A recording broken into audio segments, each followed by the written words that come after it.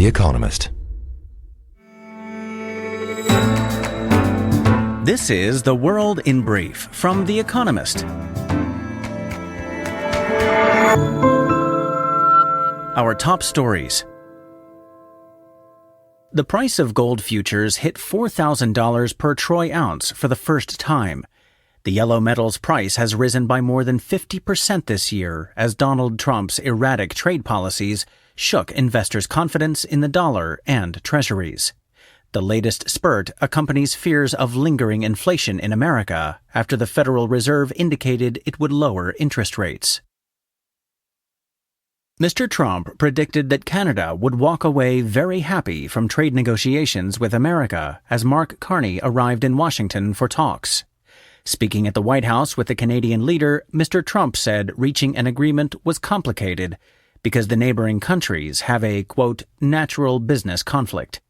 Mr. Carney said Canada would get the right deal. Officials from Syria's government met representatives of the Syrian Democratic Forces, an American-backed Kurdish group, in Damascus. Earlier on Tuesday, the two sides agreed to a ceasefire after clashes in northern Syria. Meanwhile, Ahmed al-Shara, Syria's president, hosted American officials for talks. They reportedly discussed plans, agreed with the SDF in March, to integrate the group into Syria's armed forces. Intercontinental Exchange, ICE, the parent company of the New York Stock Exchange, will invest up to $2 billion in Polymarket, a cryptocurrency-based prediction market. Prediction markets let users speculate on the outcomes of events like sporting fixtures or elections, blurring the line between gambling and trading. ICE will also become a distributor of Polymarket's data.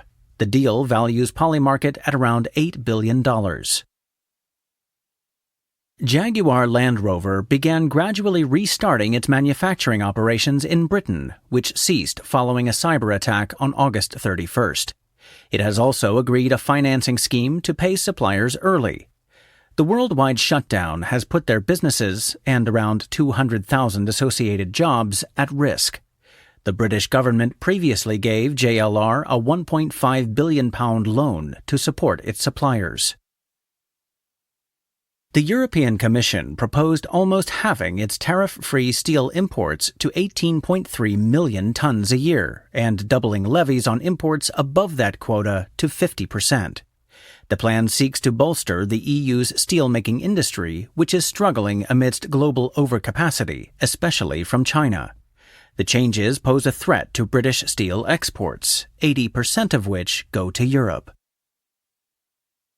The Nobel Prize in Physics was awarded to 3 scientists in America for their work on quantum mechanics in the 1980s. John Clark, Michel Devoret, and John Martinez built circuits that exhibited the strange behavior of the subatomic in devices large enough to be held in the hand. Their work eventually led to the development of the superconducting qubit, used in many quantum computers today.